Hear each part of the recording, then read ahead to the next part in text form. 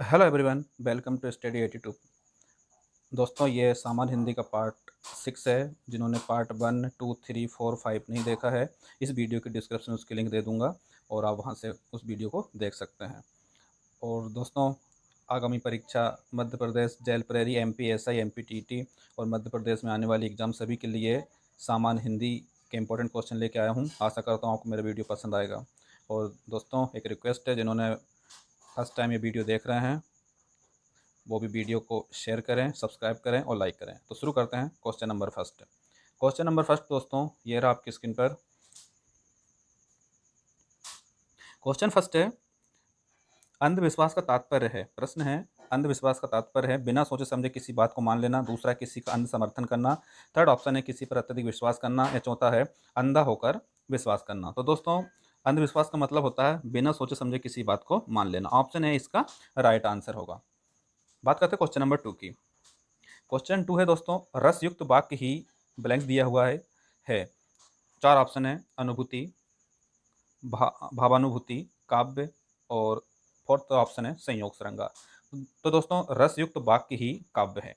Option third इसका right answer हो जाएगा। रस युक्त वाक्य ही काव्य है। रस का मतलब होता है आनंद, और इसकी डेफिनेशन है, काव्य के पढ़ने या सुनने में जिस आनंद की अनुभूति होती है उसे हम रस कहते हैं, और रसयुक्त वाक्य को आनंद कहते हैं। तो आई होप आपको क्लियर हुआ होगा, रसयुक्त वाक्य ही काव्य है। Option third is right answer. बात करते हैं क्वेश्चन नंबर 3 की। कुंदन और हेम पर्यायवाची है। हिमालय के सॉरी हिमालय के कुंदन और हेम पर्यायवाची है। हिमालय के, निहारिका के, स्वर्ण के या फिर अंतरिक्ष के। तो दोस्तों, कुंदन और हेम है वो है स्वर्ण के पर्यायवाची। ऑप्शन थर्ड इसका राइट आंसर होगा। हिमालय के कौन कौन से हैं, जैसे कि आप हिमपति, हिमाद्री, गिरिराज, हिमगिरी, ये जो हैं ये हिमालय के हैं।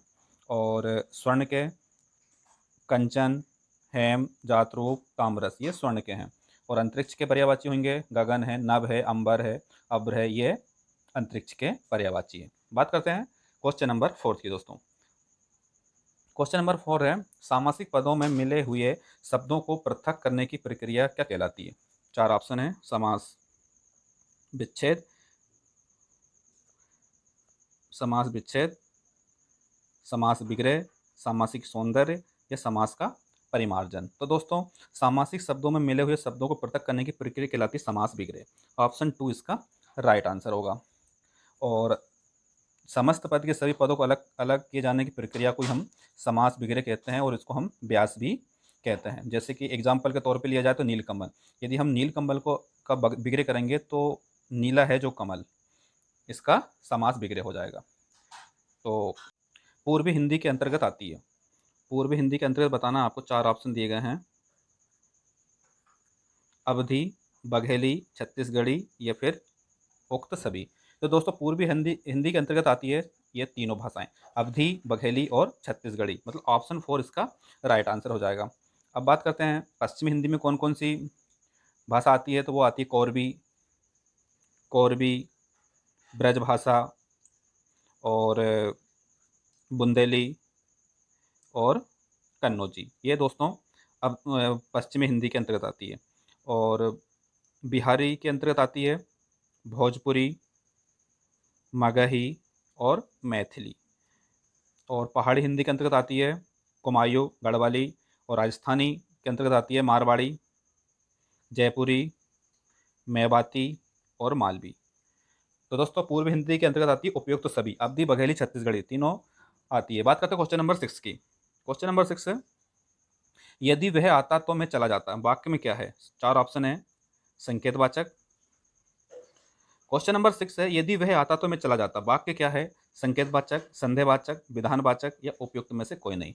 तो दोस्तों, यदि वह आता तो मैं चला जाता, यह है संकेतवाचक। ऑप्शन ए इसका राइट आंसर हो जाएगा।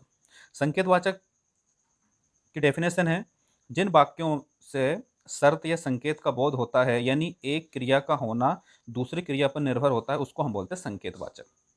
और संदेहवाचक की डेफिनेशन है, जिन वाक्यों में संदेह या संभावना व्यक्त होती है उसे हम संदेहवाचक वाक्य कहते हैं। तो यदि वह आता तो मैं चला जाता, ये होगा संकेतवाचक। ऑप्शन ए इसका राइट आंसर होगा। बात करते हैं क्वेश्चन नंबर 7 की।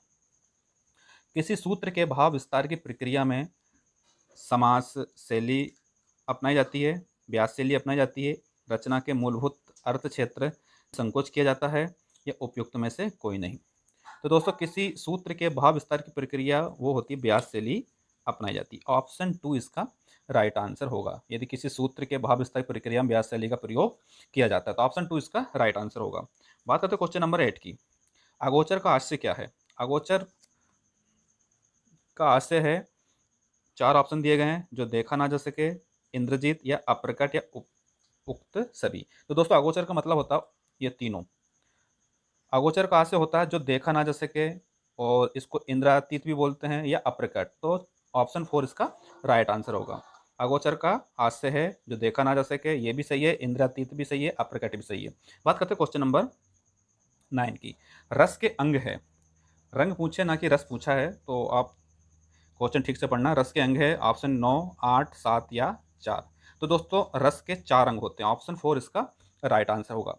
रस के 4 अंग कौन कौन से हैं? पहला है स्थायी भाव, दूसरा है विभाव, थर्ड है अनुभाव, और चौथा है संचारी, इसी को हम बोलते हैं व्यभिचारी।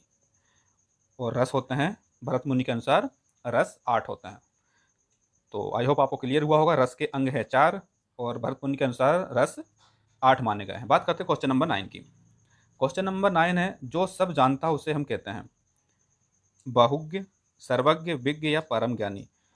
तो दोस्तों जो सब जानता हो उसे हम बोलते हैं सर्वज्ञ। ऑप्शन 2 इसका राइट आंसर हो जाएगा। जो सब जानता है उसको बोलते हैं हम सर्वज्ञ। बात करते हैं क्वेश्चन नंबर 11 की। क्वेश्चन 11 है, भारत के संविधान में हिंदी को राजभाषा के रूप में मान्यता कब मिली है? ऑप्शन है 26 जनवरी 1950, 14 नवंबर 1949, 14 सितंबर 1949, या फिर 14 सितंबर 1950। तो दोस्तों इसका करेक्ट आंसर है 14 सितंबर 1949 को। ऑप्शन 3 इसका राइट आंसर होगा। इसके बारे में यदि हम बात कर रहे हैं तो हिंदी जो है भारोपी परिवार की भाषा, आपको पता होगा। और राजभाषा का अर्थ होता है राजकाज की भाषा। जो भाषा देश के राज के कार्यों के लिए प्रयुक्त होती है उसको हम बोलते हैं राज्य भाषा। और हिंदी में 14 सितंबर 1949 में राजभाषा के रूप में इसे मान्यता मिली है, और 14 सितंबर को ही हम हिंदी दिवस मनाने की घोषणा की गई थी। तो ऑप्शन 3 इसका राइट आंसर होगा, 14 सितंबर 1949। आई होप आपको क्लियर हुआ होगा। बात करते क्वेश्चन नंबर 12 की। क्वेश्चन 12 है दोस्तों, मैं सुकुमारी नाथ बन जोगूं, और तुम्हें उचित तब मैं कहूँ भोगूं। तो दोस्तों ये है ऑप्शन दिए हुए हैं वक्रोक्ति अलंकार, अन्योक्ति अलंकार, व्यतिरेक अलंकार, या विभावना अलंकार। तो इसका करेक्ट आंसर होगा मैं सुकुमारी नाथ बन जोगी, तुम्हें उचित तब मैं कहूँ भोगू में। ये वक्रोक्ति अलंकार है। ऑप्शन फर्स्ट इसका राइट आंसर होगा। पहले जान लेते हैं वक्रोक्ति अलंकार होता क्या है। तो वक्र, ये वक्रोक्ति मिलकर बना है वक्र प्लस उक्ति से मिलकर। मतलब जहाँ कही गई बात का भिन्न तात्पर्य निकाला जाए उसको हम बोलते हैं वक्रोक्ति अलंकार। और वक्रोक्ति अलंकार भी 2 प्रकार के होते हैं, एक होता है काकू वक्रोक्ति और एक होता है श्लेष वक्रोक्ति। यदि बात करें काकू वक्रोक्ति की, तो काकू वक्रोक्ति डेफिनेशन है, जब वक्ता के द्वारा बोले गए शब्दों को अपनी कंठ ध्वनि के कारण श्रोता कुछ और अर्थ निकाले, उसको हम बोलते हैं काकू वक्रोक्ति। और जो है मैं सुकुमारी नाथ बन जोगूं, तुम्हें उचित तब मैं कहूँ भोगूं, ये वक्रोक्ति के अंतर्गत आता है, और ये आता है काकू वक्रोक्ति का उदाहरण है ये। आई होप आपको क्लियर हुआ होगा। बात करते हैं क्वेश्चन नंबर 13 की। मधुशाला है, 4 ऑप्शन दिए हैं। मधुशाला क्या है? मुक्तक काव्य, प्रबंध काव्य, महाकाव्य, या फिर खंड काव्य। तो दोस्तों मधुशाला वो जो है 1935 में हरिवंश राय बच्चन द्वारा रचित ये मधुशाला है, और ये उदाहरण है मुक्तक काव्य का। ऑप्शन ए इसका राइट आंसर हो जाएगा। 1935 में हरिवंश राय बच्चन द्वारा रचित है ये, और ये एक मुक्तक काव्य है। बात करते हैं क्वेश्चन नंबर 14 की। दोस्तों 14 नंबर है क्वेश्चन है, जिस वाक्य में किसी क्रिया के करने या होने का बोध हो वह कौन सा वाक्य कहलाता है? ऑप्शन दिए गए हैं आज्ञावाचक, इच्छावाचक, विधानवाचक या संयुक्त वाचक। तो जिस वाक्य से किसी क्रिया के करने या होने का बोध होता है उसको बोलते हैं हम विधानवाचक। ऑप्शन थर्ड इसका राइट आंसर होगा। और जिन वाक्यों में क्रिया के करने या होने की सूचना मिले उसको हम विधानवाचक वाक्य कहते हैं। ऑप्शन थर्ड इसका राइट आंसर हो जाएगा। बात करते हैं क्वेश्चन नंबर 15 की। क्वेश्चन 15, कौन सा छंद दोहा और रोला छंद से मिलकर बना है?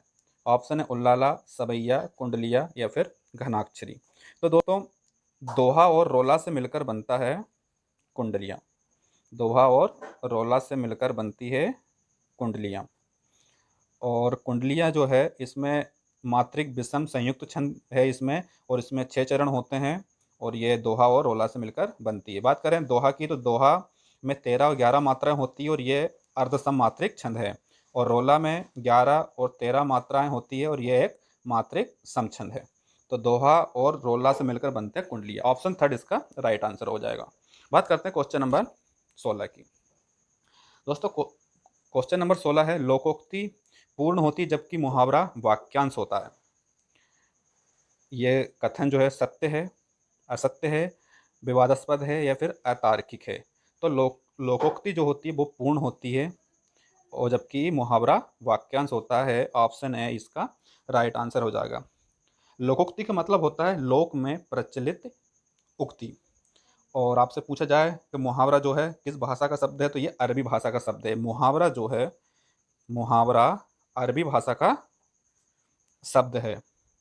और कोई भी वाक्यांश जो अपने अर्थ छोड़कर दूसरे अर्थ में रूढ़ हो जाता है उसको हम बोलते हैं मुहावरा।